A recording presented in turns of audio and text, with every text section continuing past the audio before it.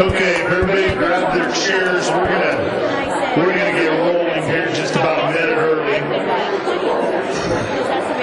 Certainly, if you take your time to thank your sponsors, most of which are in the back of the room throughout the day, we'd appreciate that.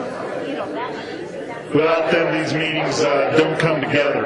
But it was so good to see you, Robert. So if the next panel would kind of start to make their way forward, the enforcement rules, successes and opportunities, I'll introduce the moderator, but we'd like to have you as panelists go ahead and make your way forward here and get seated so Bert can introduce you. I'm stalling for time a little bit because I think we still have a lot of people in the hall.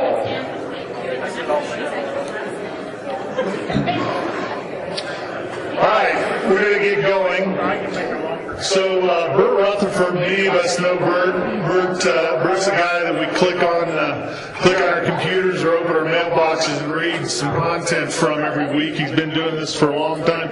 Bert, I didn't even recognize the extent of your history, but you're the senior editor of Beef Magazine and director of content for the digital resources.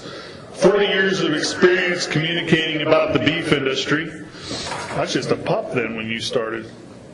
No? Okay, thank you. I like this guy. He's a Colorado native, graduate of Colorado State University, degree in ag journalism. Certainly resides in Colorado still. He's worked for the North American Limousin Foundation, Western Livestock Journal, Texas Cattle Feeders Association. He and his wife, again, live in Wheat Ridge. They have 2 daughters, 1 attorney and 1 registered nurse. I don't know if you put that in there just to let us know that we can't push on you too hard. The nurse or the attorney will pick on us. But he says he's even prouder of his 2 grandchildren, which I hear from my parents quite a bit. So, Bert, let me welcome you to the stage to introduce your panel, and we'll get the day rolling.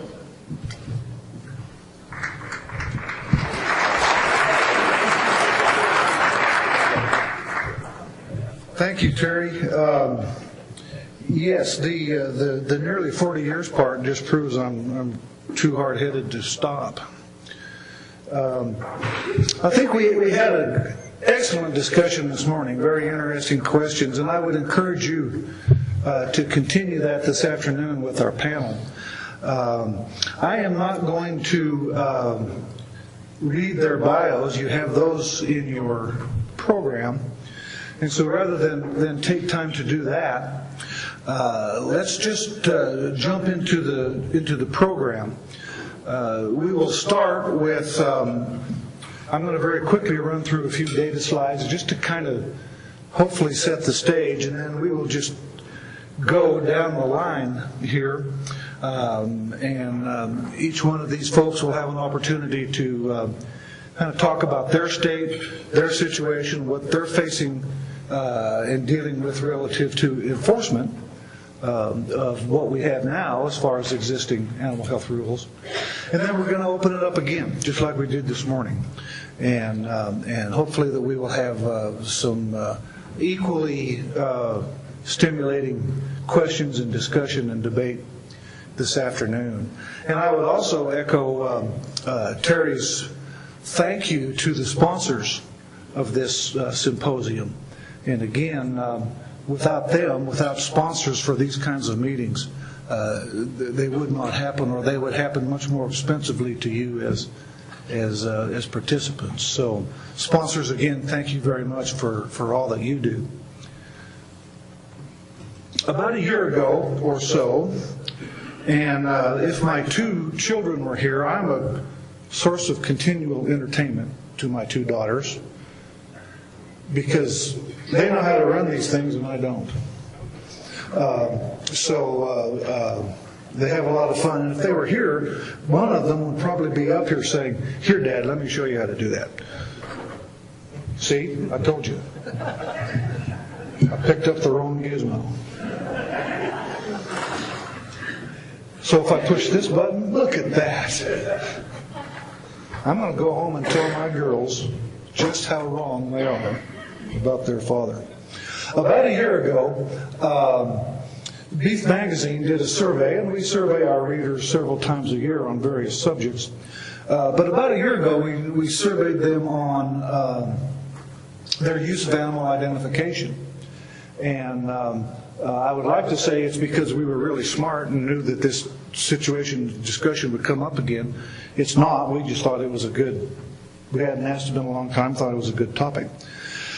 And what you're going to see on these slides, and I'm not going to spend any time discussing them or analyzing them, I'm just going to kind of go through them and present the data. But what you're going to see, I think, is a reflection of a lot of the conversation and discussion that occurred this morning. So we asked them, do you use ranch-wide identification? Yes, many of them do. Nearly all of them do. Why do you use ranch-wide identification? And I think these figures here are not going to be a surprise to anybody. But interestingly, look down at the bottom, 16% said government health programs. Do you individually ID your animals? Vast majority, 87% say yes, they do. What forms do you use? Again, no surprise here, I think. Vast majority are dangle ear tags. But interestingly, look, RFID tags are there in third place.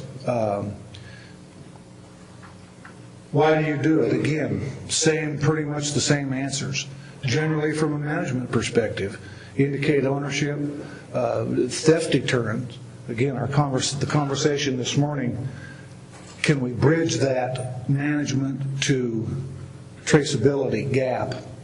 And I think that would be important for the industry to discuss. Okay, for those who don't individually ID their animals, why don't they? Well, I brand them, that's good enough. I've got the banks tag in them. That's all I need to do. Who pays? Big question. It's nobody's business who my cattle are sold to. Other reasons, benefit does not exceed the cost. Again, we talked about that this morning. Here's one commenter said, if the sale warrants it, it'll be done. Otherwise, we're not going to add stress and cost to those calves. Never saw any. The last one I thought was great. You come brand them. But after sitting behind my computer for several months, I'd be more than happy to come help brand them. Are you aware of animal ID laws in your state? Pretty good majority of them are, but I think a significant minority of the respondents to this survey anyway indicated that they aren't. And of course, this survey, like any survey, is just simply a snapshot of where we were at. Are you aware of USDA's ADT program? That's a very significant number of people who are not aware that we have a national animal traceability program that they have to be a part of. Do you have a PIN? Majority say yes, they do. 11% don't know if they do or not. So I think you could classify them as no, they don't. Are your ID methods in compliance with the ADT? Again, pretty similar numbers. Those who know about the program, those who know what the program requires, they're in compliance. Those who don't have a clue. Okay, now notice we did not use the word mandatory. We said, do you favor a lifelong national ID system to track all cattle? Pretty much split down the middle. Why do you, of those who support it, why do you do that? Those are all very valid reasons, but none of them have anything to do with disease traceability. Why don't you? Again, these reasons are not unfamiliar to all of us in this room. We talked about them this morning. And the potential liability, I think that extends not only to the potential liability should an animal be traced back to that particular premise, but also I think now with where we're at with ADT, having to work those cattle again, read those tags, that sort of stuff, there's some concern about liability from the standpoint of stress on the cattle, potential health problems. You know, when you run them through a chute, you're going to have some. You're going to hurt some of them, and then safety problems. You know, safety concerns with your employees. The more times the sale barn has to run them through the chute, the more times you have an employee. And when I was in college, I worked in a sale barn. Of course, that was a long time ago, and I'm theoretically smarter now than I was then. But I can tell you, get a bunch of college kids working cattle through a chute, and there's a lot of things that can happen, and most of them are not very good. Other reasons: distrust of the government. Lawbreakers will find a way around it. Would rather make it voluntary to get the premiums. It's just too time-consuming. Similar question asked a different way: should national ID include all cattle going anywhere? Almost identical results. So either you're for it or you're against it. Just a quick snapshot, like I say, of some of the data that we collected. There's my email. I'd be glad to send you a link, or there's the very long link.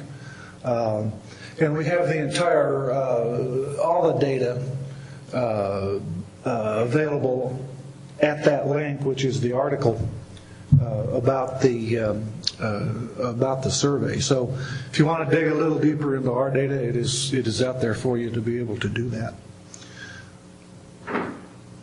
Okay, so again, just kind of ran through that quickly to try to set the stage a little bit about the discussion that we're going to have this afternoon. Our first panelist is Dr. Charlie Broaddus, the state veterinarian from Virginia. And the panel was put together in an attempt to have as much geographic representation as we could. And so we've got people from different parts of the country, and hopefully that we'll be able to bring out some different regional issues that they're dealing with that other regions or other states may not quite have that problem, but yet I think it's helpful for us to be aware of all of that, because at some point in time it may come up just about everywhere. So with that introduction and preamble, let me introduce Dr. Charlie Broaddus. Charlie, come up and share your wisdom. Thank you, Bert. Am I okay to speak from right here? Everybody hear me all right? All right, good.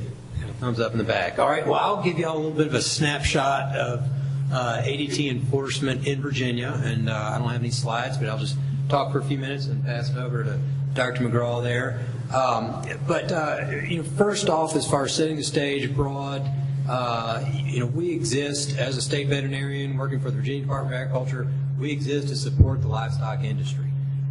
Like a lot of my colleagues, I'm kind of a reluctant regulator, but we do it to support the industry. A level playing field is very, very important. For a lot of reasons. We work with the industry. We work to achieve compliance. We use enforcement. We use the term enforcement, but we work primarily to achieve compliance with the state laws and with federal as well.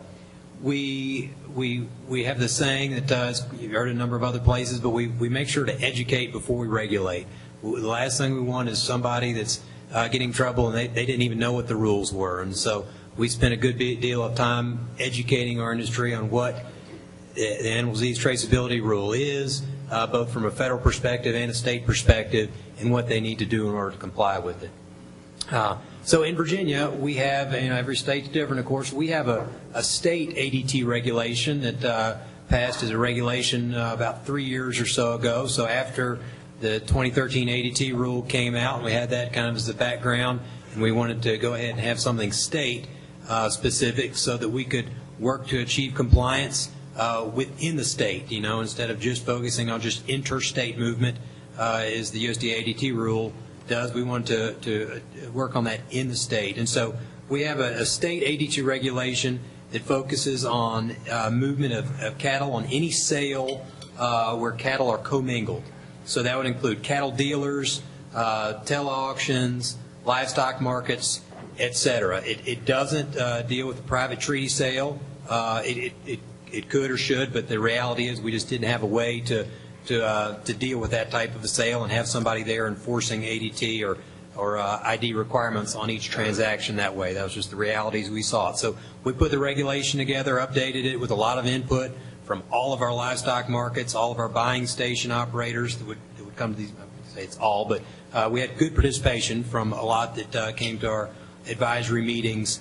And the requirement is, again, similar to the ADT, the national ADT rule, but we require that all covered cattle by the ADT rule, so breeding cattle, 18 months of age and older, plus dairy of any age, are required to the same official identification and record-keeping requirements if they move through any one of those sales. Again, a dealer would qualify, livestock market, tele-auctions, etc. Livestock markets certainly get picked on, to be honest. We have staff that are there, and I'm not saying that it's not, we try very, very hard to make it fair, but I'm just acknowledging the truth. We have inspectors, we have 10 inspectors in the state that inspect our 35 livestock markets throughout Virginia, and so that is the place of the highest scrutiny. All of the other auctions that are held, the breed association auction, things like that, we try to be aware of those and let the management of those sales know what's required of them, but certainly they're not under the same scrutiny as the livestock markets. So that's where our folks generally are. So there's a couple of points of movement with respect to ADT that we can have some controls. One is with CVIs, we talked about a good bit this morning, and the other is actually at the site where the cattle are being commingled for the point of sale, and so we have those two places. As far as enforcement goes there, prior to last year, it depended in Virginia for violations of any of that state law. We would pull together a case. This happened very, very rarely. I've been with Virginia Department of Agriculture since 2009, and I think just one or two times since then where we had someone that just really was just not. And the new regulations took effect after that, but we had ones before that as well. But if they just were not complying at all, we would pull that information together and then go to the county Commonwealth attorney, is what they're called in Virginia, district attorney, and see if they would take the case on to prosecute for a misdemeanor. A lot of work. Most of the time they said, hey, we've got murders and all kinds of other much more serious infractions. This isn't worth our time. Sometimes we got that answer from them.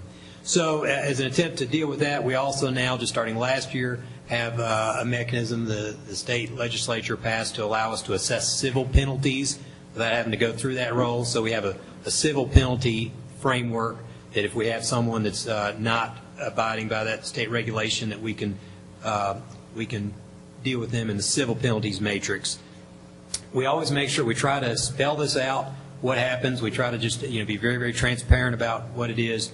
For that civil penalties, the way we approach it, the very first time that there's an infraction, that and this is classified as enforcement, but certainly granted, a lot of people say this is not the strongest enforcement out there, but it's our approach. The very first infraction would involve a discussion from our livestock inspectors to the person that's not identifying the cattle they're supposed to, or perhaps cutting out an old one. We have some cases like that too. And so that's documented that they educated them formally. They've been educated what they need to do. If they continue to do that, second step is they get a warning letter. If they continue to do that, third step is that they get a civil penalty fine, which ranges anywhere from $25 to $250. We have not had to do that very often. Again, it's I think primarily due to our approach, that's not our focus to try to punish people. We're trying to work towards compliance, but just state level enforcement actions that we currently have going on. Recently, one livestock market has been issued an education and a warning letter after failing to officially identify cattle coming through the market as required by that state regulation, and they've come into compliance after that. A second market has received formal education after failing to officially identify cattle coming through a market, same thing. And then a third market is currently under investigation by our staff for alleged intentional alteration and I'm not sure if that's removal or it says alteration here, of official identification. So those are types of issues that we deal with and the way that we handle them in Virginia. And I'll just quickly touch on the federal level enforcement before I pass it down the table here. So we have the state laws and we have the federal side of things. My staff is not directly involved with the federal, but we do have our colleagues from our USDA counterparts that are. Their approach is that when a noncompliance is noted on a quarterly inspection report or a records check inspection, the market owner and or manager is notified of the noncompliant issue and what they need to take in order to correct it. If it's still noncompliant after the deadline that's given to them, a letter of warning is given to them, and then as we were talked about, as mentioned earlier today, they would refer that to the USDA Investigative and Enforcement Services, IES, which I think typically everyone has had the experience that takes a very long time, typically a year, sometimes more, or up to, as far as getting those investigative enforcement services dealt with. Just as far as current actions, there haven't been any compliance issues in Virginia with respect to the federal laws within the last year, perhaps, and I think it is in part due to the fact that we have the state law and we tend to work with our state staff, hopefully addressing problems before they become a significant problem, before it becomes something where the feds would need to get involved. So that's just an overview, a snapshot of Virginia. I think we somewhat represent the southeast and east in some ways, and in other ways every state's different. But we'll pass it on to Dr. McGraw. I'm going to stand up again. It's a lot easier for me to move my arms if I'm standing. So Wisconsin, first of all, when traceability rule came into effect, Wisconsin decided, even though there were lots of flexibility built into that rule, we weren't going to take advantage of those flexible options. And I just blame the federal government for all these rule changes, and we made it into state rule. So we need official ID, we need a health paper, and we don't have herd agreements with other states. And so that made our compliance a little bit easier. You need a CBI, you need an ear tag, and it's got to be an official ear tag coming in. So what we do for compliance to follow up is we review all of those import CBIs for all species. When we find a mistake, whether it's official ID or whether they don't have the species or the description for an equine or whatever the violation, we treat them across the board the same. We'll send a case out to our inspector. We'll quarantine those animals. We'll require them to hire a veterinarian to write a new certificate of veterinary inspection with the correct official ID so they meet our import requirements. Once that's done, we record that, and we may or may not request IES investigation depending on the case. If it is livestock and IES has authority, we may refer that case to them also.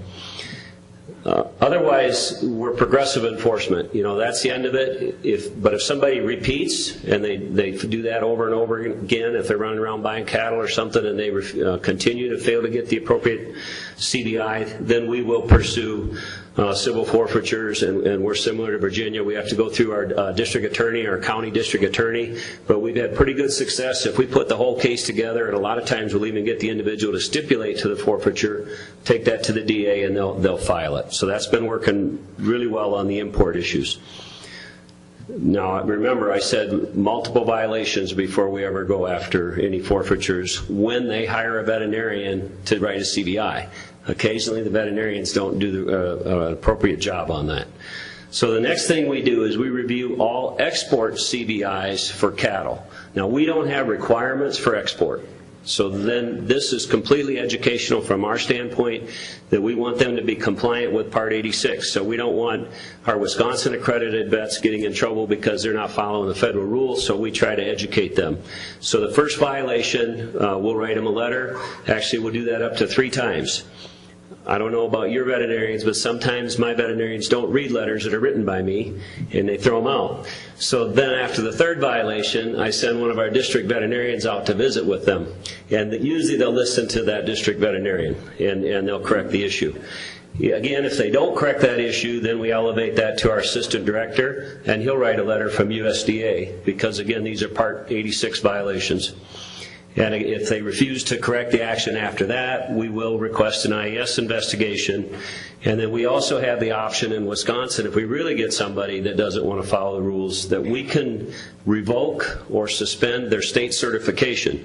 So in order to write a health certificate, you have to be an accredited veterinarian in Wisconsin, a federally accredited veterinarian, but also a state certified veterinarian. So I have the authority to just revoke that state certification so they would no longer be eligible to write CBIs. And that may be a little quicker action sometimes than going through the process to revoke their accreditation. Now, I've never had to do that. Okay, so they listen, and usually we get people in compliance, and it works really well. But it never hurts to have that there, that we have that option.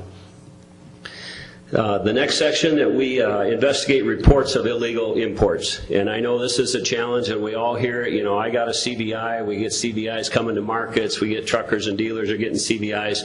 What about those guys moving cattle or horses without a health certificate, right? What are you doing about them? Well, for one, if we find them, that right away, they're going to get quarantined, they're going to hire a vet to meet our import requirements, do the testing if they can. If they can't, we'll order an animal removal order. If the state of origin, we'll take them back, and then once they've met that health certificate, we'll still pursue forfeitures almost exclusively on those cases, because they didn't even try. So to me, if you don't get a health paper, that elevates you to, we're not being so progressive anymore, we're going straight to forfeitures. And that gets their attention. So I kind of separate that, trying to make that cost a lot more to them if they don't get a CBI than it is just to hire a vet and do it right. We all understand the challenges of trying to find those folks, so we do work with our state patrol. We'll work on scales with their inspectors. We'll try to cover the scales and surrounding highways and check livestock trailers coming in, and we do follow up on any complaint or anything that we get on those ends. The next level, we do license animal markets, truckers, and dealers, and with that license, they're required to keep records.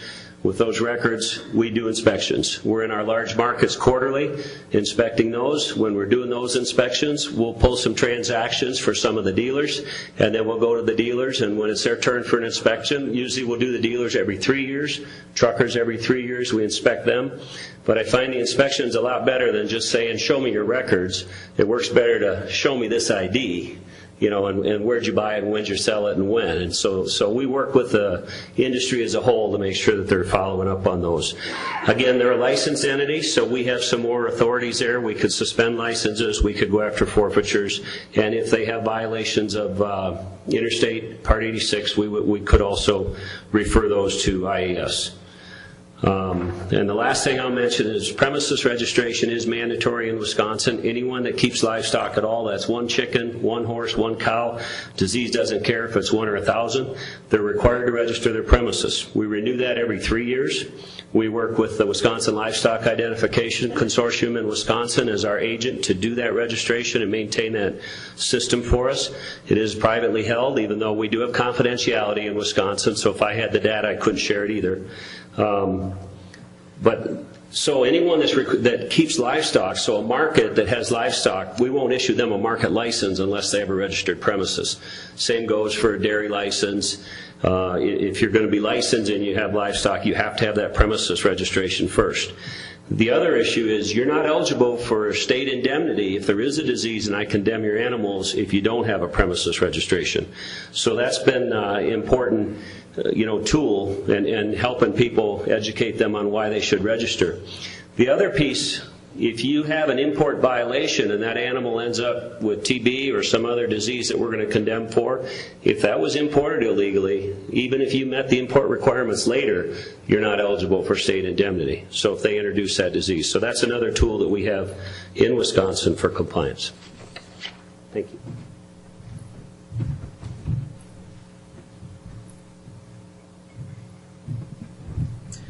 All right, so I'm the first geek that actually did do a short PowerPoint. Sorry, or you're welcome. You can let me know at the end. Thanks for the opportunity to take part in this panel. I approached the outreach slightly differently. When I got the contact from Cody, I did reach out to the other Northeast states, and I put up here, this doubles as a geography lesson. New York is not part of New England, although many people think that they are. I reached out to the states in our district, in our area, and heard back from several of them. So a little bit further on into this rather short presentation, I've summarized some of the feedback that I received from other states. As is the case in many instances, when you ask people to share their successes and their challenges, often you just get back the challenges and the complaints. But I do want to share two things that I think have been successful for us in Vermont, and it sounds excuse me, from the conversation thus far, as though others of you are doing this also. We have been collaborating with our Division of Motor Vehicles for quite some time, since 2011. We ramped up that effort in 2013 when the traceability rule went into effect. We now get invited to the annual officer training events that happen sometimes more than once a year, but at a minimum once a year. And what we found is the guys and the women that are out there at the stops are hungry for information. We found out after the fact, would get quite frustrated when a livestock truck would pull in or not, and they'd have to go track them down. But they felt somewhat handicapped because they weren't even sure what the requirements were. So they are very happy to partner with us on this. And that partnership has involved our state folks, USDA, our vet medical officers, very active in participating at these truck stops. And not only will DMV do for us the routine enforcement stops, they also, if there is a particular livestock commingling event or auction or something specific going on in the state that doesn't happen on a regular basis, they will often, at our request, set up checkpoints that are strategically located in areas where people might be coming into or leaving those events.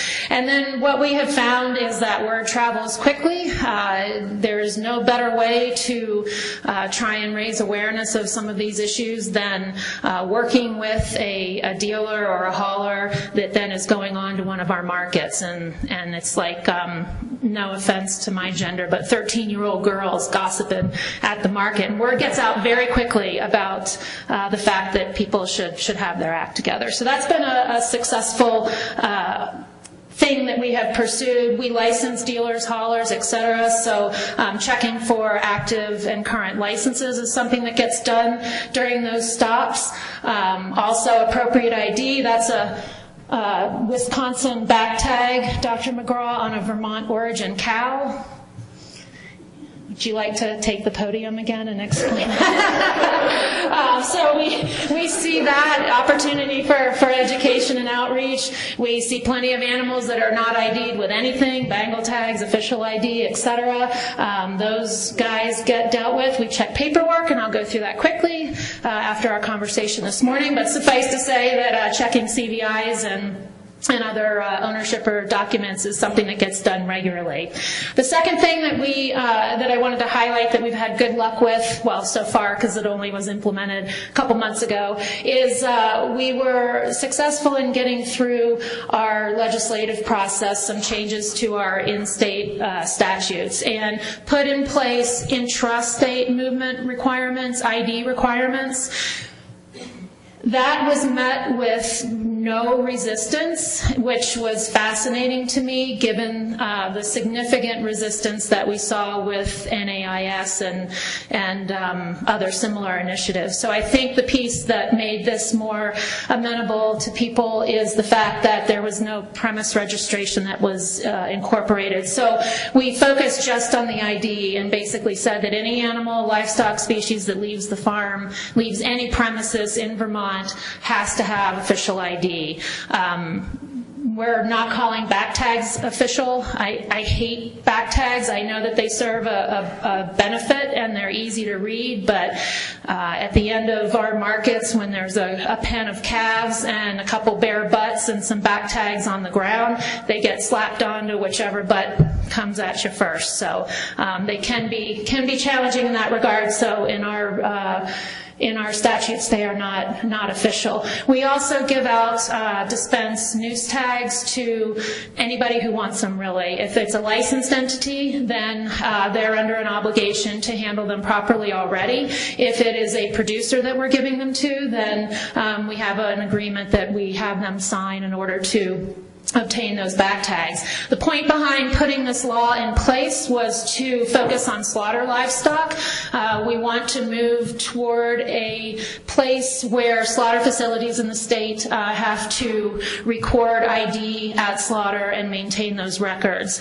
And we wanted to set those businesses up for success by first ensuring that the animals coming into the facilities are in fact ID'd. So the next stage of this process is to work with our slaughter facilities and try and educate them on the importance of doing that.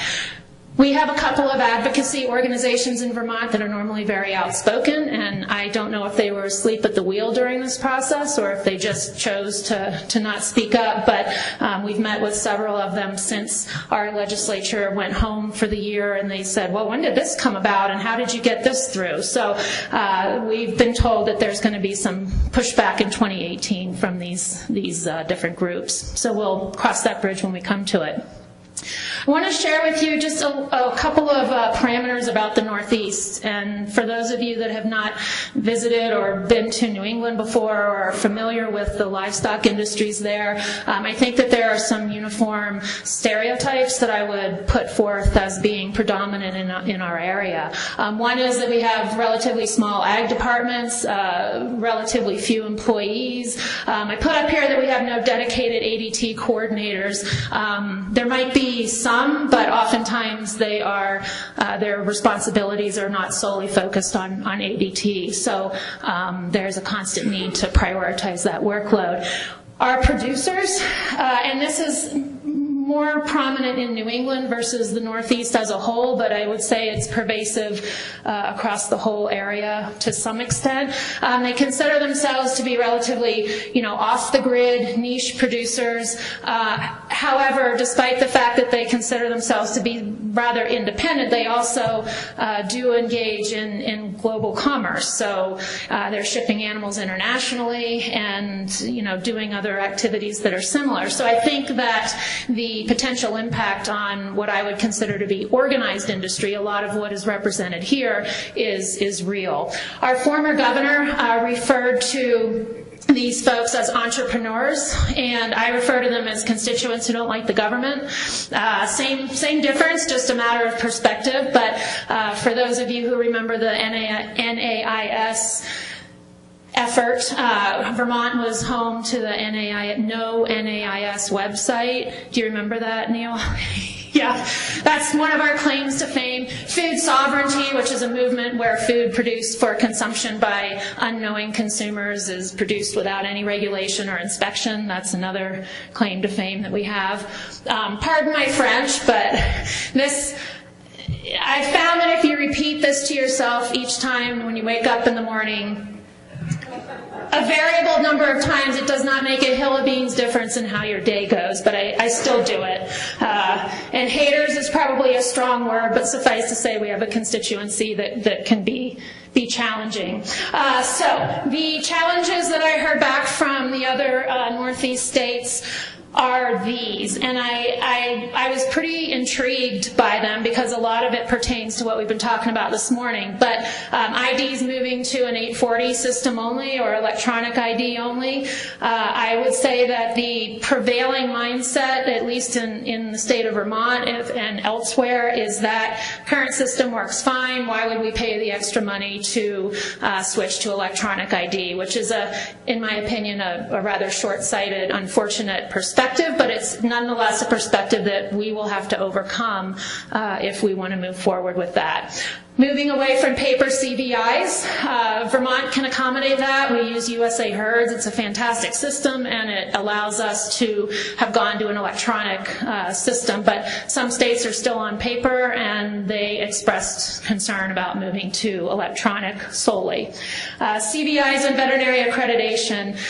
We have found that federal accreditation, the federal NVAT program, has relatively few tools to enforce against or reprimand bad practices by veterinarians who repeatedly incorrectly fill out CVIs. And then also at the state level, it's somewhat difficult for a state that is receiving the animals to reach out beyond our borders and enforce against a veterinarian who is importing animals or facilitating the importation illegally. Although now I know that if we get that from a Wisconsin veterinarian, I'll call Paul and he'll immediately revoke their status, so that's helpful to know. And then, again, we've already touched on a lack of ID reporting and record maintenance at slaughter, which we are in the process of working on. That's Rostam, my golden puppy, and he's up there because he's just cute. And that's what I got. So hopefully that gives you a little snippet of what New England and to some extent the Northeast is like. Thanks, you guys.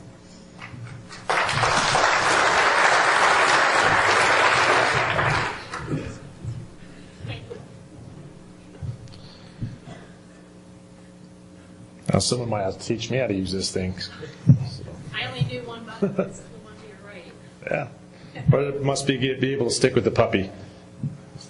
Should I point this somewhere else? Okay.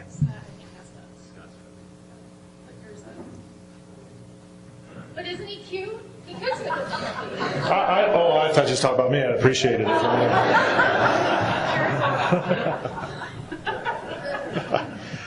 Good afternoon. I guess that means not only am I cute, but I'm also the second geek today, too, and mostly for my benefit so I can remember what I'm supposed to be talking about.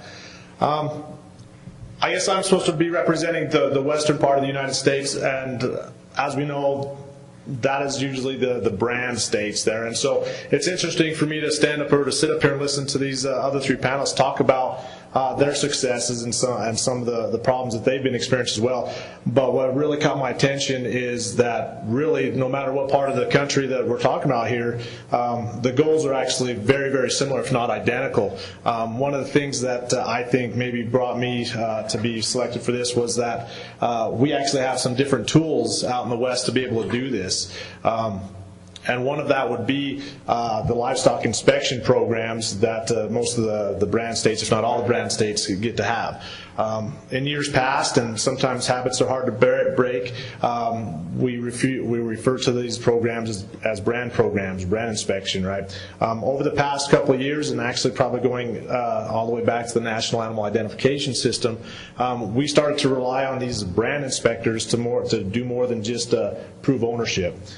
We wanted them to actually help out, be the eyes and the ears on the ground for the animal health issues as well there. So as we all know, those brand programs were set up to keep theft from happening there, but as we've evolved, we obviously are still doing that, and that's a big part of what we do. But it's also the disease portion is a huge part of our job, and we, for most of our states, Utah being one, it is a team effort to do that. I came on board as the bureau chief of the livestock inspection in 2011 there, and as we all know, when we take over a job, it takes a little bit of time to get things under control and to understand the ins and outs of what's going on there. So after about a year being in that job, as we started taking a look at records, what we started noticing throughout the state was really a non-compliance issue, was that we weren't getting the job done like probably we're supposed to, both theft-wise as well as animal health-wise.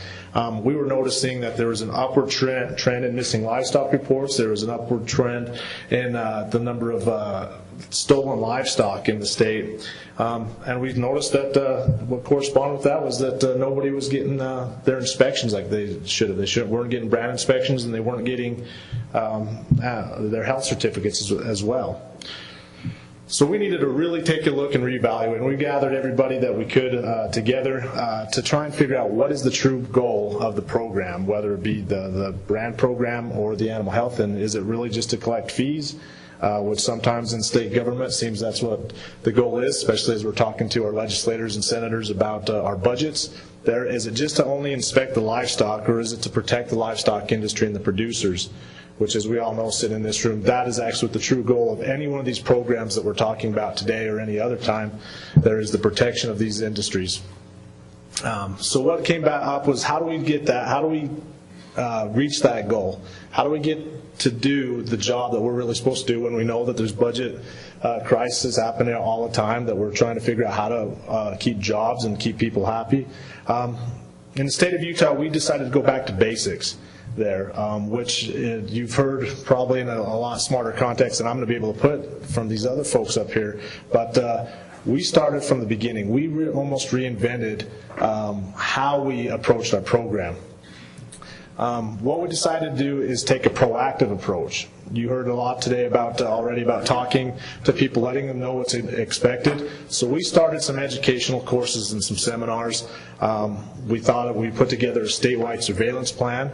And we also started having a better presence at port of entries, at rodeos, horse shows, cattle shows, anything of that sort that had to do with livestock in the state. And then enforcement always is kind of that last issue that we talk about. And what we started to find out is that really, as you went through those top three bullets, enforcement didn't need to happen near as much as we thought it might have been. So what we did for the education portion is we just put together some letters, and we sent it out to every single person or every group that we thought would have something to do with livestock. Cattlemen's associations, horse associations, any type of breeder species associations, 4-H clubs, rescues throughout the state, even law enforcement agencies, talked to them about, and to their animal control personnel so they could help get the word out. And as I mentioned, any entity that we could come up with that we thought might deal with livestock, we wanted to get a letter out to them so they would let us come and talk to them.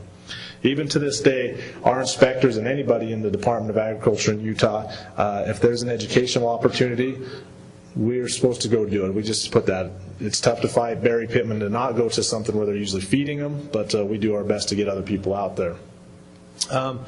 The rodeo and show policy was something new that we knew was going to probably cause a little bit of heartache as we showed up, especially as you see these next couple of pictures that come up. But we weren't there for enforcement at the beginning of this. We wanted to hand out some information, talk to the people, let them know what was expected of them for both ownership as well as the health requirements there for the protection. And we actually had a lot of good feedback and a lot of success in doing this.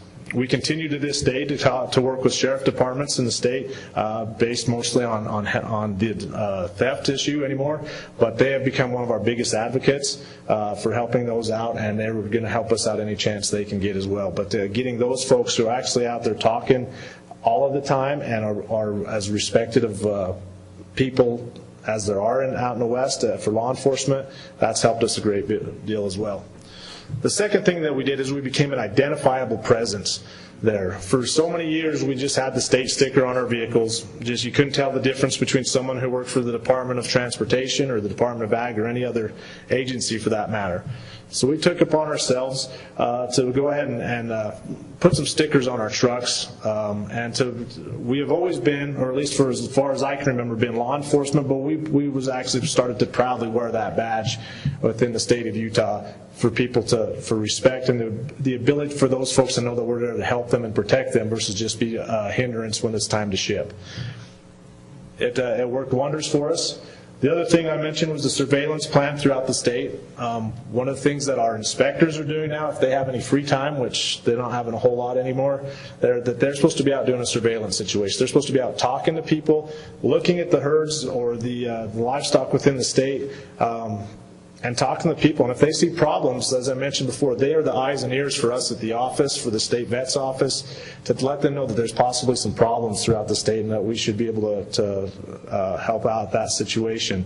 One of the things that we did, again, just so people know that we're there, it's helped both with theft and disease, is they hang these signs like this one that you see here that has our inspectors' numbers on it, so if they see anything or any concerns, they have someone to contact there.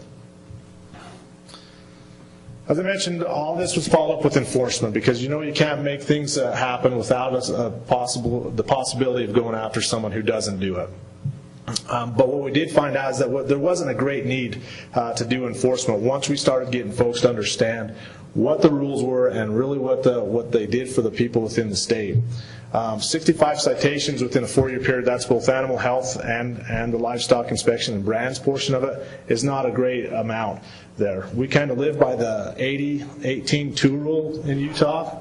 They're the 80% of the people want to do what's right. They want, as soon as they understand it, they're going to do what's right, and they're going to do it all the time. You got the 18% that are waiting for you maybe to slap them on the hand, and then you've got that 2% that it depends on how hard you slap the 18%, but they probably will never ever do it right. They're just the ones who are going to try and find a way to get away with it there. there wasn't a need for that huge enforcement push as I asked. As we got the education out and the people understood that the goal of the program was to protect them, then we had a very little problems getting people into compliance. One of the good things that I think that Dr. Pittman did as he came on board, when we started finding some folks that maybe had not met the requirements or hadn't been following the rules there, that, and it kind of goes along with the conversation this morning, was that instead of just going after them and hitting them hard with the enforcement hammer, he started working with them, and these folks actually started using electronic ID to get into compliance, and they actually, ones that probably would have never done it before, but he kind of said, well, we're going to let you off the hook if you do it this way with these, and you report and things, and they have actually fallen in love with the tags and things, and UHF, I think, is what you're using, right, Barry? And these folks have jumped on board with it, and that's going to spread as well. So not only did we not have to beat up on someone, but we probably got some pretty good feedback, and some people are going to go out there and spread the word as to there's some better ways to do it than maybe that used to be. Some of the other successes, just as to prove to you how it was. In 2012, in the state of Utah, we inspected 487,000 head. And I put the lifetimes up there for horses because all of us know how tough it is to deal with horse people on any issue there. You can see that we weren't doing very good because there's a lot more cattle in the state of Utah, and there's a lot more cattle shipping every single year than what we had in those 2 years as we first started this turnaround on the program. The following 2 years, you can see that we started to get that up into, we got up to about 600,000 individual head of livestock and 23,000 inspections done. And in 2016, which was our banner year so far, we're still getting the numbers in obviously for 17, but over 833,000 total head were inspected there. And you can see the numbers have just increased, and we expect that again this year. One of the things that also came about from the livestock theft side of things was that, as you can see, there wasn't a whole lot of reports in 2013, but there was a whole lot of head missing there. In 2014, as the educational things went out and we talked to people that had someone that they knew cared, they actually started reporting more, and the total number of reports for the year actually went up, but the total number of head went down based on our surveillance, our education, and things like that. As you can see, 2015 for this was our banner year. We actually won an award for a 66% drop in missing livestock, 43 total reports, and 253 head reported missing there. The turnaround, and with not really doing anything more with a budget or anything like that, got us a pretty good pat on the back from the governor's office that year. 2016 was another pretty good year. Went up a little bit as was expected. We probably hit the bottom of things in 15, but one of the problems that we're starting to find with that is because we've done such a good job, and I'm sure that all of you have done it, the better you do in the job, you become a victim of your success. What we've started to find is now we're not being able to spend the amount of time doing the surveillance or the enforcement work or working these other things because we've got so many more people getting inspections, so many more people being in compliance there, that we're actually out there doing inspecting the honest people, talking to them, than we are catching any bad guys there. But our strategic plan for the next couple of years, if it works out, is to actually add some more full-time people, which as a law enforcement agency as well as any state agency, to be able to have the discussion with the governor's office and legislators about adding more people based on the work is probably the largest measurement of success, because they see what we've been able to do, and they've seen that maybe we need some more help and there's more work to be done out there to protect the industries in the state. We've already began increasing our training and equipment to better handle the evolving livestock trade and theft industries. As you know, there's always going to be there's always going to be someone who's going to try and skirt around the rules and things, and we need to probably come up with better ways to be able to stop that. Our officers, as I mentioned, are post-certified there. It helps out in both situations, being able to do civil enforcement as well as criminal enforcement for us. Again, we haven't had to do too much of that. And with that being said, that's pretty much mine in a nutshell. Thanks.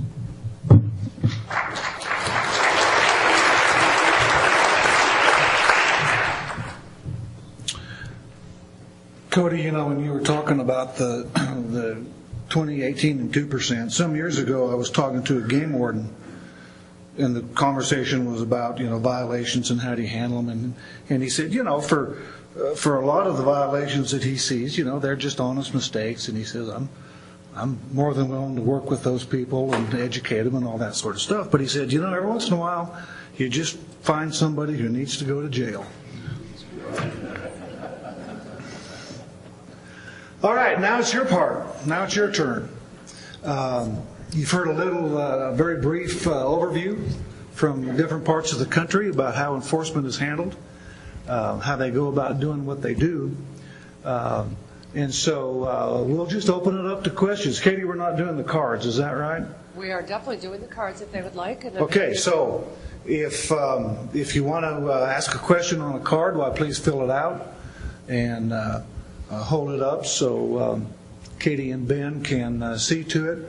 I suspect this crowd is not overly full of shy people.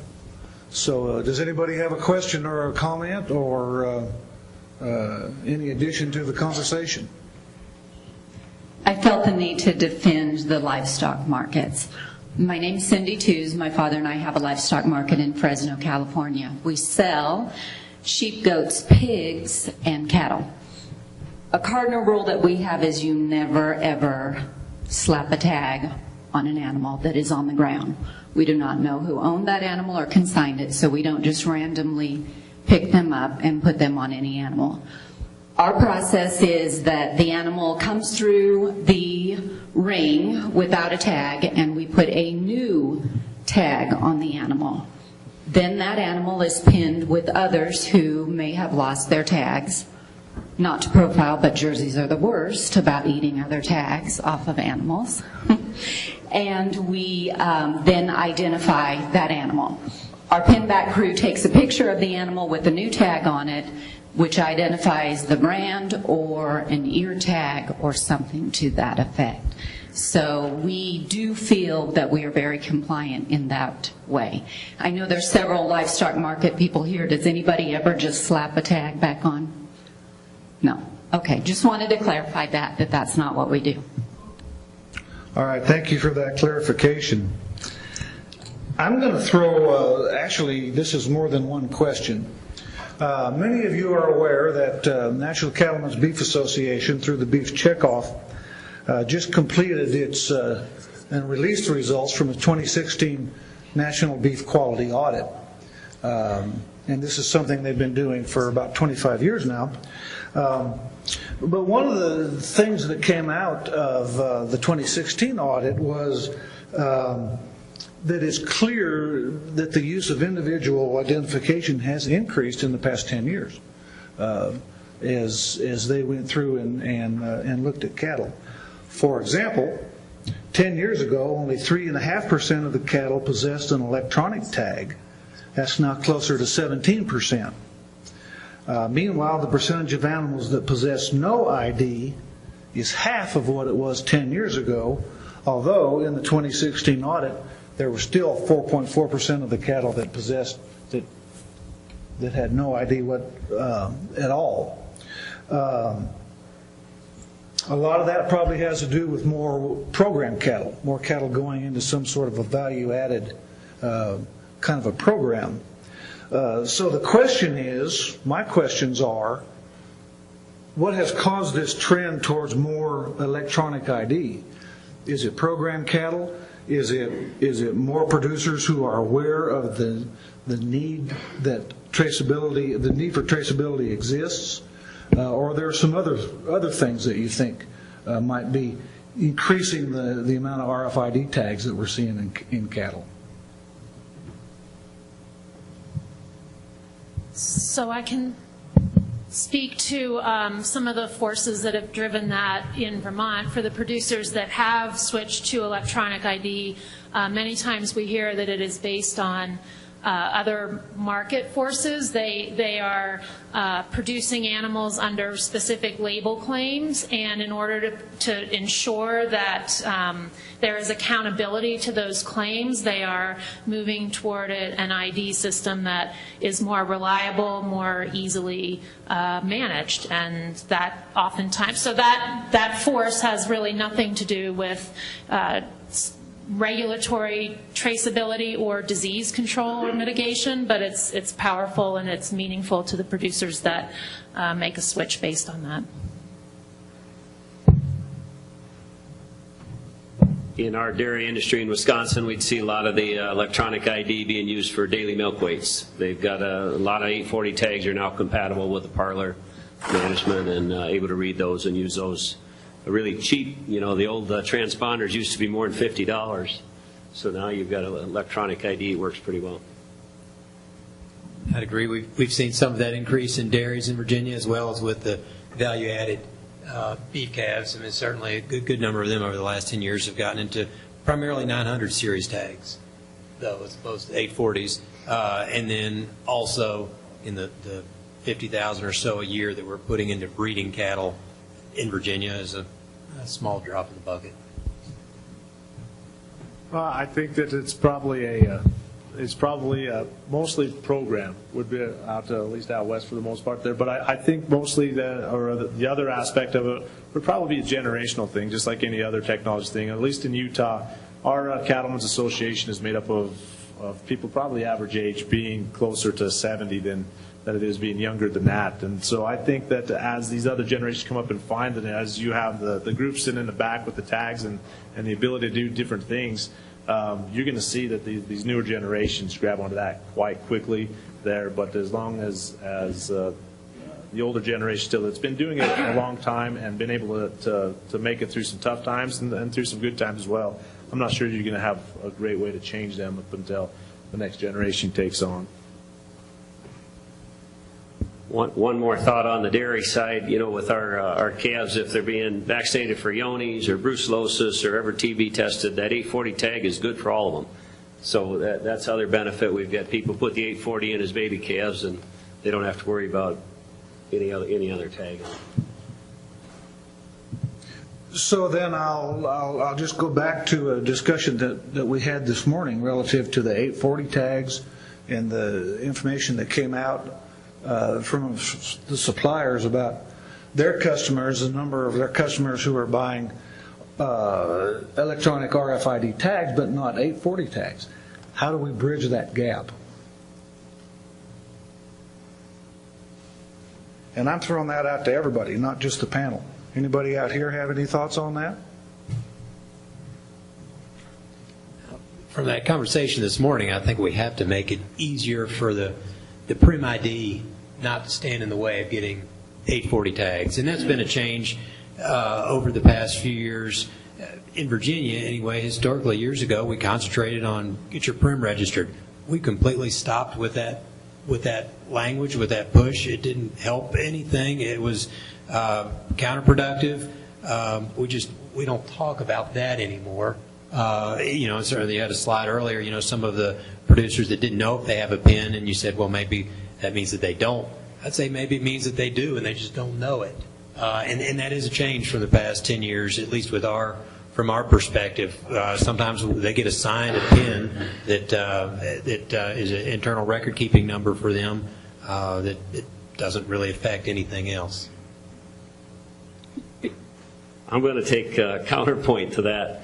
We were fortunate enough to, our livestock industry back in 2003 pushed our legislature to make livestock premises registration mandatory in Wisconsin. So that barrier to 840 tag assignment is gone. If we get an 840 tag in Wisconsin issued, we know what premises it started at. So we don't have that issue. And I'll also argue that it's been a big success for our avian influenza responses.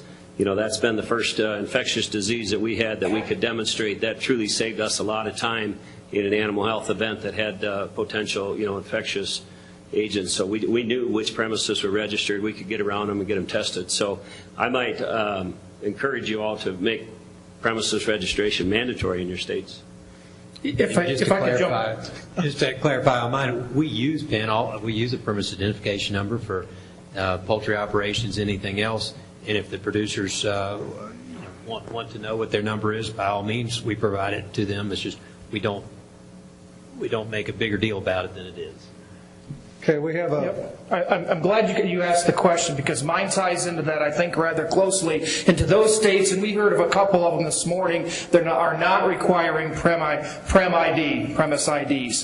If you're just using electronic tags, but you're not tying them back to a premise ID, are we not defeating the purpose of having true traceability in the event of a disease outbreak? I mean, I understand the fact that some people are concerned that, I heard the black helicopter thing a couple times this morning, and I kind of laugh about that, because you have a Social Security number, and the government has that, and you all have an address, and that's pretty findable. If you just go to Google and look up a name, we're going to find your address. Most of that information is out there already anyway. I'm not sure why some are so concerned about not allowing or not having a Prem ID, when in the event of a disease outbreak, if we can't trace those tags back to a location of where that animal originated from, we are not going to be able to do the true traceability that's needed. So I'm kind of curious as to how that all does or does not tie together.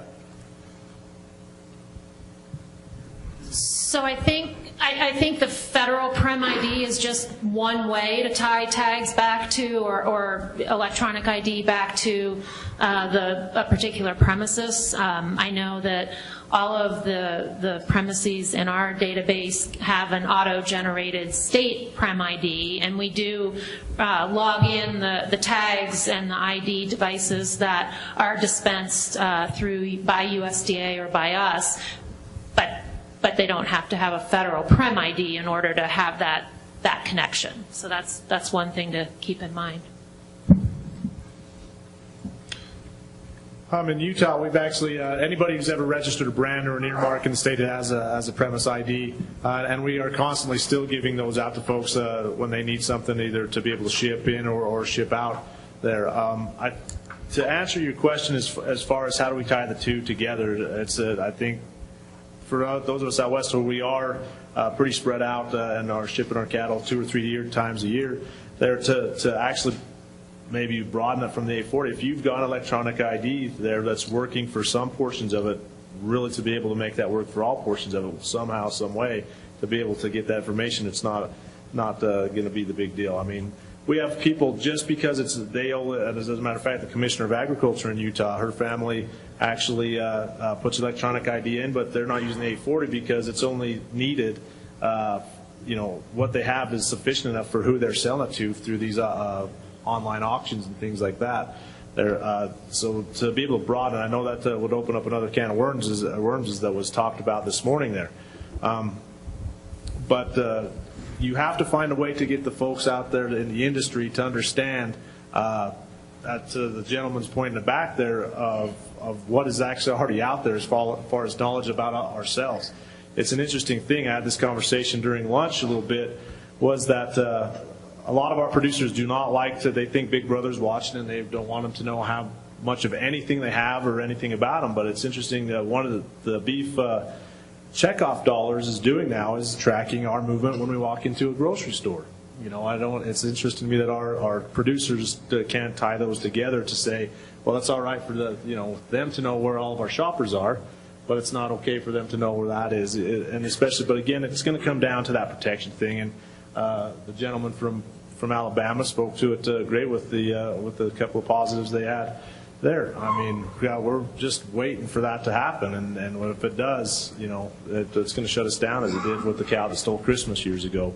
But it's until we can get that through their heads, it's a protection thing. I'm not sure it's ever going to happen. Question over here from.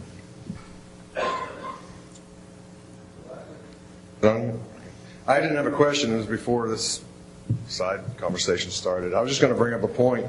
We're talking about ADT enforcement. We have 4 speakers and 4 different methods of enforcement, and that's how each state does their enforcement. And ADT, the federal rule, all I have is authorization of jurisdiction for Kentucky's statutes and regulations. I can't enforce the federal rule. This came up a little while ago, talking about VMOs, and we talked about it in Nashville. I can enforce what my state statutes are. We had a big situation where some people were cutting some tags out, cleaning ears up at a stockyard. In Kentucky, there's nothing that specifically says they can't cut that out. So I had to work with the USDA. Well, their VMOs, they don't have any authority to really do anything, enforce anything there. We have one investigator for IES in our whole state. And when you get to talk, they do very thorough work, but it's 9 to 12 months down the road. Most of it's for accreditation things. So as a state animal health official, as we go forward with this thing, I'm starting to look at my regulations and my statutes, more regulations, and try to amend those to mirror or support the ADT rule. Because really, USDA, you guys don't have the personnel to go ahead and do the enforcement. And we're very limited in what we can do and very much blocked out on enforcing federal rules. Yes. So that's exactly the point I was trying to make too. In Wisconsin, that's exactly what we did. That's you approach everything that we can. We match federal rule. It's illegal to remove an official ID. You have to have a health paper. You have to have official ID, and what the official ID is defined at. So that's been our approach, so that our staff can help with that all that traceability where it's appropriate. Obviously, I don't have I don't have export authority. But for those coming into Wisconsin, we've tried to duplicate the requirements of federal rule. Okay, we have over here, then we'll go to you. Yeah, I hate to stir the pot a little bit on prem IDs, but I kind of struggle with them. We have prem IDs, and some going up 2003. How well are we doing on keeping up on those? I moved from Virginia to Wyoming. I had to get a new driver's license. My prem ID is still Virginia. So I think we think prem IDs back from NACE are kind of the perfect thing, because if we had NACE, we would have been able to draw all these lines from all these different premises. Oftentimes, the person who has the prem ID, that's not where the cattle end up. Sometimes they've got multiple premises all over a state or in different states, and which prem ID are they using? We don't put prem IDs on CVIs. I mean, there's a line for it, but nobody does. And if so, was there a transcription error there? Did they write it down wrong? Do we have the right prem ID? So we just kind of assume that prem IDs are like the perfect answer for traceability, but I think we need to recognize that there's a lot of holes in that system, and I'm curious how states like Wisconsin and Michigan that have used those extensively have found solutions to that. And maybe I know a lot of states are using lids. Even those create the same issue, or those being recorded. I mean, I personally would rather have a phone number, contact information of where that ID went to, than a lid or prem ID that I can't do much with. I'm curious what the panel's opinions are on that. So I think we need to understand the way I look at a premises is the prem code itself is just a number. Okay, what's important is the data that's under that. I don't care if the prem code's on the CVI or anything else. I care about the name and address where those cattle are going on the CVI. I totally agree. What the prem code does for you is that it gives you a place to assign 840 tags, and it gives me a location when I do have a disease outbreak, because that's in a point, in a space, in a county. And with the GIS mapping, I can tell what other premises are within 2K, 5K, 10K of that, and that includes licensed dealers and everybody else. I can find everybody that's near that premises. So it's used for a disease response. It's not used in our day-to-day operations, and it doesn't help me trace an individual animal necessarily. But when you have that disease outbreak, you need to do area testing. It's a big help. Okay. I'll let others comment from the panel on that as well, but my issue is that I think misinformation is less valuable than no information. And we may get a prem ID that tags were issued to, but those tags could have gone 200 miles the other direction. Yeah, and you're exactly right, especially out in the West where the producers are, maybe moving state to state just for pasture, right? And so I agree, just having the contact information is probably better off, and really updating the premise ID numbers. For the bigger producers, for what they are, probably more likely being their contact information and a mailing address aren't going to change their, but what we've done in Utah and a lot of the other brand states, if not every one by now, has gone to at least have electronic brand inspections there. So where those cattle or the livestock are being inspected, at least in Utah, we actually have the ability to drop a GPS pin, so we know exactly where the pens are, at least for that situation. But I know it's not possible throughout the entire United States, but that's the way that the West is going to go. So we really have a better way to know exactly where those livestock are at the time of inspection, where they came from at that time. To the panelists, if you have an individual who is out of compliance or several times out of compliance, and you want to invoke enforcement, do you want that to be within your state employee resources or state agency resources, or do you want to use a USDA IES officer person type thing? My choice would be definitely to use state resources. And it's nothing against IES, but they are short-staffed. I know some of our highest profile and most critical compliance cases, from our state perspective, have to get put into the pot, including a number of other cases that a particular district IES officer is working on, and our priorities don't always match their priorities. So that I know is frustrating for them, but for that reason, much prefer to use state resources. And honestly, I consider our vet medical officer for USDA to sort of be a quasi-state resource. I mean, I think if you came into our office, you'd have a hard time knowing, other than the logos on clothing, sometimes hard time knowing who's USDA and who's state. So we work collaboratively, but we do it under the state infrastructure and regulatory framework.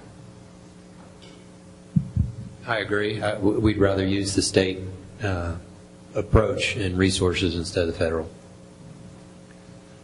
I do both, Tony. So if it's a Wisconsin violation and we've got administrative rule violations, we'll prosecute, and if there's Part 86 violations, I'll pass it on to the AD to open an IES investigation, knowing that we may have resolution sooner, but that doesn't preclude them getting a letter, usually a warning letter or something from IES. Just so it's on record, so if they are causing troubles in your state too, I wouldn't know that. So if it's an individual, IES would have that information. And we're using a mixture of both. The majority of the stuff is state resources. There are those occasions that we do get USDA involved as well. If I can just add one more comment to my answer, I have seen situations where USDA is willing to kind of piggyback onto our state level enforcement. So for instance, if we have interacted with a regulated person, entity, business, what have you, at the state level, and then they have a subsequent violation, IES and USDA haven't had to, they've been willing to not start from scratch with that person. They've incorporated our process into their framework. So that, for what it's worth, that happens pretty regularly. Okay, we have some over here, and then we'll go over here. Now, I have a question specifically for Cody James. No, just kidding, Cody. I don't really. For enforcement for us, it has to do with our office technician 1 and our office specialist 2. They're not the highest paid employees we have, but they're well trained because they do our permitting. Those guys are magnificent at what they do. We send out about 1.5 inches of hate mail almost every week. I call it hate mail because it's all about bad CVIs and who made mistakes. They also receive all the calls from other states, or receive all the mail and hate mail that you guys generate. And I apologize for I just had one vet send me a stack from 1 June of CVIs. We're going to send them to your states, and we're going to get the hate mail back from those. We actually call the states, and we say, here's a CVI, here's what's wrong with it. and we end up getting the vet or the vet clinic, and they make the corrections on the spot. They write those in, it goes into USAHA. So it's an on-the-spot correction for us. For the enforcement part of it, I think accreditation has come a long, long way. When I was first accredited, it's a one-time deal, and nothing else was ever spoken about it. Didn't even remember my number. And then all of a sudden, now we have to renew it every 3 years. So accreditation's come a long, long way. It's a great tool to get a hold of accredited vets. If USDA wanted to, they could probably put out where all accredited vets in the United States are suspended from writing a CVI till they take a certain module that has to do with how to correctly do a CVI. They have that capability, and they probably should do that here real soon. But I will say that it's all about your personnel and how they handle things. Our CVI books went from $8 to $50 one July. I did that because Colorado did theirs and it helped them a bunch. What it did for us is that now we've got an unbelievable request to go electronic. $8 didn't even cover our costs. Now that they're $50, when a guy orders 10 books, our clerks go back and they look in their records and say, how many CVIs have we gotten from them in the past year? If it's comparable, then we're good. If we get none from them, then we make a visit. We usually do a call. We do that from a state perspective. We also use our USDA folks and send them the same amount of hate letters, and they go out and knock on doors. We go out and knock on doors. The best way to get vets into compliance is to go out and threaten their livelihood. Most of the vets that write these CVIs are in porta-vets. They start out at 6 a.m. They come in at 7 at night. They throw a stack of CVIs on their manager's desk and expect them to input them or move them and do what they need to them the next day. They reload their trucks. They go home, eat dinner, and they go out again the next day. To reach those guys, you got to show up. You got to watch them get in their truck. You got to pull them out of their truck and tell them what their office managers are doing wrong, because it's not always the vet. It's who manages their CVIs. So we have found that to be very successful. When we say, wait till you're suspended, you can't write these anymore, this is 70% of your income, and you are no longer going to pursue that avenue. So enforcement-wise, that's kind of where we're at. It's working pretty well. And then we cross-react with all our other programs. We're constantly exchanging data between our elk managers, our brand inspectors, and everybody else in the animal industry up there, so that we can cover as much territory as we possibly can cover. It's working fairly well for us, but we rely on both too. That's the answer, Tony's question. Okay, we're about 10 minutes to more caffeine, so we'll start thinking about wrapping this up. Over here. Good afternoon. My name is Stan Bofax from Iowa. I'd like to make a for what it's worth comment about the premise ID situation. I was, as happenstance because of my background in the sheep industry and in scrapie tags and the scrapie program, involved with Neil Hammerschmidt and others with NACE at an early stage, and I sat on the standards committee for NACE that developed the premise ID. And I thought a long time about whether we made the best decision in what we did. And so I'll offer a couple of thoughts. One, most places have a premise ID already. It's called their postal code, if you add the last 4 digits. I sometimes wonder if we had done better to just to tell folks your postal code is the premise ID, because there was an amazing amount of fear factor to having yet one more number where you had to fill in all this stuff. Well, there's nothing really fearful about the postal code. The postal system's already mapped the United States. And we could have changed the last 4 digits of the postal code if we wanted to make them unique. But when I look back, I wonder sometimes, did we go a little wrong back then?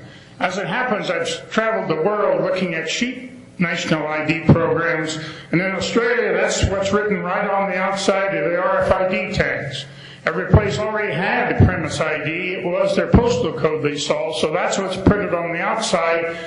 and it's not the number, the EID or RFID number that's on the inside.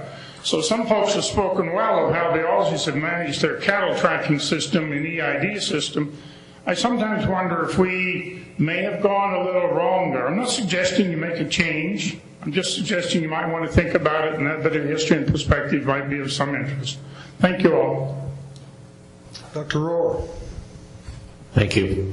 A couple comments on enforcement. A number of years ago, we had our state ADT rule open, and we were able to reference the USDA rule, and because we can identify that Part 86 in the CFR, we adopted that and made it enforceable. That said, I don't know that we've ever specifically used it when it didn't already violate an import requirement or other written requirement in the state. The main reason we did it is we could be much more timely, because IES investigations, I think on the average, take about 12 months from start to finish to conclude. That said, anybody who's been a subject to those, just going through one is punitive enough, because for the people involved, they're painful. So the federal process could be enough in and of itself.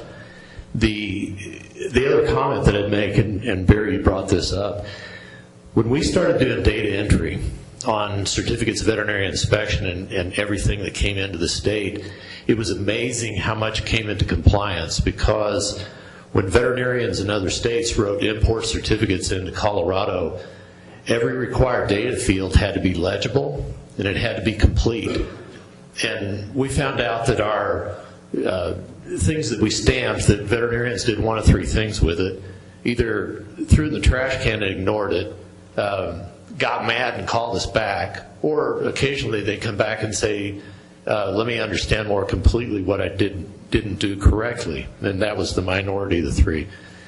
But the point is, when veterinarians in other states learned, if you send cattle to Colorado or other livestock to Colorado, you're going to have to fill it out. It's going to have to be legible. And if you don't, we'll call your clinic and they know your cell phone. So in a real-time way, we were able to get accurate information. And what we found was it took time, but it was an education process. We got the information we needed, and I think it brought our compliance up significantly. The other comment I'd have with electronic certificates of veterinary inspection that move data, and there's a number of them out there, if they have required data fields and that data is uniform and it's getting there, we get cleaner data. We still look at those, and we still look at the data that's on them, but I think we're in a much better place, no question, than we were just a few years ago. Okay, one more, and then I have a quick question I want to throw to the panel.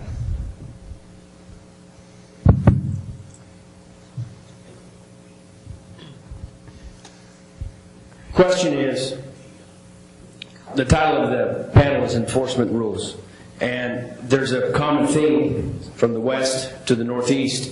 I'm from California, and we get the same thing at the state level, which is a lack of staff. Brand department, livestock identification, livestock health, whatever it may be. But I forget who, but someone alluded to the fact that sometimes as market owners or managers we're picked on, right? We want to catch it at the market. But my question is, with a larger program, more ID, how are we going to enforce it when we're already understaffed at the federal and state levels, without asking the markets? So I can give my opinion on that. I think generally whenever we pass a rule, we get really strong compliance, and all we do is we follow up on those noted violations. So we wouldn't change. We'd still require the identification. Animals would need to be required. We'd be reviewing CBIs. We already come into markets. We inspect markets, truckers, dealers. We work with other producers. So I don't think it would change the perspective of the way we manage it in Wisconsin. And yes, we do regulate markets. I'm not going to deny that. I'm not going to avoid it. Markets commingle a lot of cattle, and a lot of cattle go elsewhere. You know, that's why we have in Wisconsin authority to license markets, truckers, and dealers. I don't get to give myself authorities. That's granted from the legislature.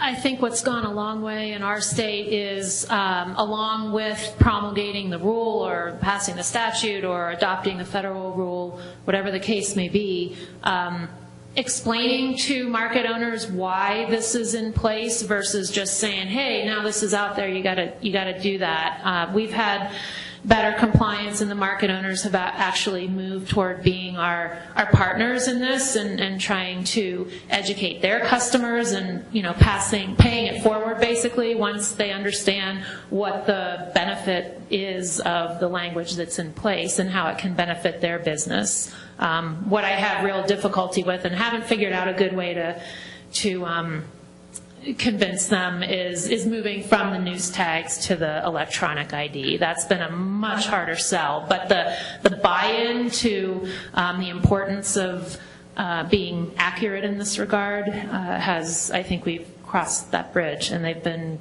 good partners for us in that effort. I really like your question, and that's something I think as our jobs as leadership with our respective agencies that we should be looking down the road at that, and that's something that actually we've been talking a lot about in Utah. One of the things is, and I'm guessing here or assuming some things, but most of our agencies, regulatory agencies, the programs that we have, with the exception of probably meat inspection and brand inspection and livestock health inspections, are that they're really snapshots of that. They go in and check things to make sure that it looks good. They're not there watching every single thing that happens. When you get to livestock portions of it, the meat inspection, obviously that still will always be that way. We're inspecting every single thing that goes through for public safety.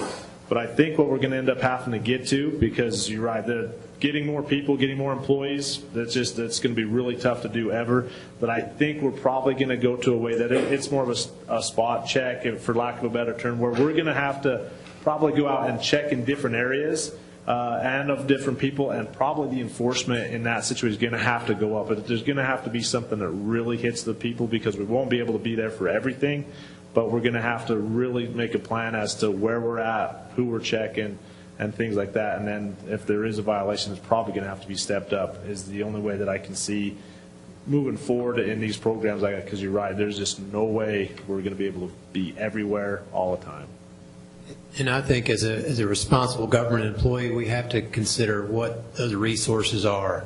Now, I think ideally, sure, I think everybody would agree, ideally it'd be great to have all animals identified on the farm of origin, but we don't have the capability to enforce that, to check that, and so that's why, although personally I think having traceability on all age cattle is a great goal and be something that would be nice to see. I'm comfortable with where we are right now as far as concentrating on breeding cattle, because that's what we have the resources to be able to work on, as opposed to expanding it beyond what we have the staff to cover. Okay, according to my smartphone, it's 2:30. Let's give the panel a hand.